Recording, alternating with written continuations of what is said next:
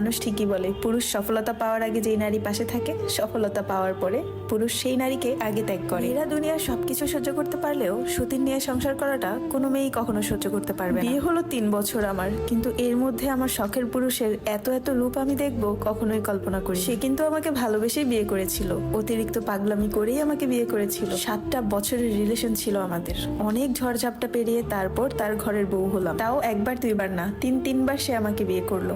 বাবা মা রাজি ছিল না, তাদের অমতে যেয়ে এই ছেলেটাকে আমি বিয়ে করলাম। অথচ তার জন্য আজকে আমার জীবনে এত দুঃখ। কার জন্য এত কিছু করলাম আমি? পরিবারের এত এত নিষেধাজ্ঞা পেরিয়ে আমি তাকে বিয়ে করলাম। আমার ফ্যামিলি আমাকে বারবার বুঝিয়েছে এই ছেলে ভালো না, এই ছেলে তোকে ভালো রাখবে না। তাও তাদের কোনো কথা না শুনে এই ছেলের হাত ধরে চলে আসলাম, শুধুমাত্র তার সাথে ভালো থাকবো বলে। সে আমাকে এতটাই ভালোবাসতো, সে আমার জন্য আত্মহত্যা পর্যন্ত করতে গিয়েছিল। প্রথম প্রথম সংসারটা খুব সুখেরই ছিল। 1 বছর পর আমার একটা ছেলে হয়, ভালোই কাটছিল আমাদের সংসারটা। ছেলে হওয়ার পরে আমার পরিবার থেকে তাকে মেনে নেয়, সবাই খুব খুশি ছিল। হঠাৎ কোনো একজন তৃতীয় ব্যক্তি আমাদের মাঝে ঢুকে পড়ে, সেখান থেকেই শুরু হয় আমাদের সংসারে অশান্তি। তখন থেকে ও আমাকে ইগনোর করা শুরু করে, আমার সাথে ভালো মতো কথা বলে না, ছেলেকে ভালোভাবে সময় দেয় না। এই নিয়ে ওর সাথে আমার অনেক ঝগড়া হতো।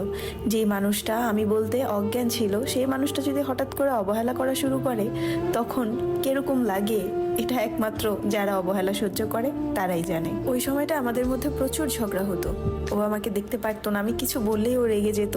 আমার কষ্ট লাগলে তখন আবার ঝগড়া হতো। পাশে বসে থাকলেও কেন জানি আমি ওকে ফিল করতে পারতাম না। 24 ঘন্টা ফোনের মধ্যে ব্যস্ত থাকতো। কি এমন করতো ফোনে, এই চিন্তা সবসময় আমার মাথায় ঘুরতো। তারপর হঠাৎ করে ও বলে ও বিদেশে চলে যাবে, দেশের বাইরে যেয়ে থাকবে, বাংলাদেশে কিছু করতে পারতেছে না।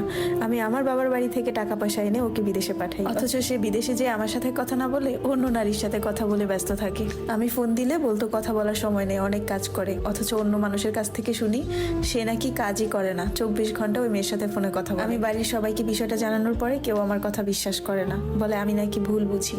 আসলে সত্যি কিন্তু এটাই ছিল। বাড়ির লোকজন প্রমাণ চাইলো, তারপরে অনেক কষ্ট করে তার পাশেরই কারো থেকে প্রমাণ নিলাম, তারপরে সবাইকে দেখালাম। ওই লোকটার থেকে জানতে পারি সে কাজ করে না, খায় না, ঘুমায় না ঠিক মতো। সেই মেয়েটার সাথে কথা বলার জন্য হাত কেটে সেই মেয়েটার নাম লিখছে, ঠিক সেই কাজগুলোই যেগুলো নাকি আমাকে পাওয়ার জন্য করছিল। তখন ভাবলাম তাহলে এটা তার আমার জন্য কেমন ভালোবাসা ছিল।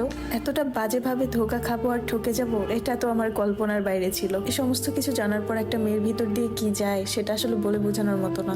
যে মানুষটাকে এতটা ভালোবেসে সবার অমতে যে বিয়ে করে চলে আসলাম, অথচ সেই মানুষটাই আমাকে আজকে অবহেলা করছে অন্য নারীর জন্য। তখন ডিসিশন নেই এই ছেলের সাথে আর থাকবো না। ও যদি আমাকে ভালোই বাসতো তাহলে আমাকে ছেড়ে অন্য নারীর কাছে যেত না। এর মধ্যে আরো খবর পাই এই মেয়েটার সাথে বাংলাদেশে থাকতেই সম্পর্ক ছিল, এবং যে মেয়েটার সাথে ও প্রেম করে সেই মেয়েটার একটা বিয়ের লায়ক মেয়েও আছে।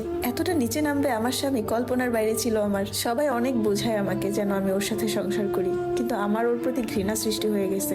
কিভাবে ওর সাথে থাকবো আমি, যে নাকি অন্য মহিলার সাথে থাকে। অনেক তো বাচ্চার দিকে তাকিয়ে নিজের জীবনটাকে নষ্ট করলাম, কয়েকটা বছর অপেক্ষা করলাম ও ভালো হওয়ার, কিন্তু ওর ভালো হওয়ার নাম নেই।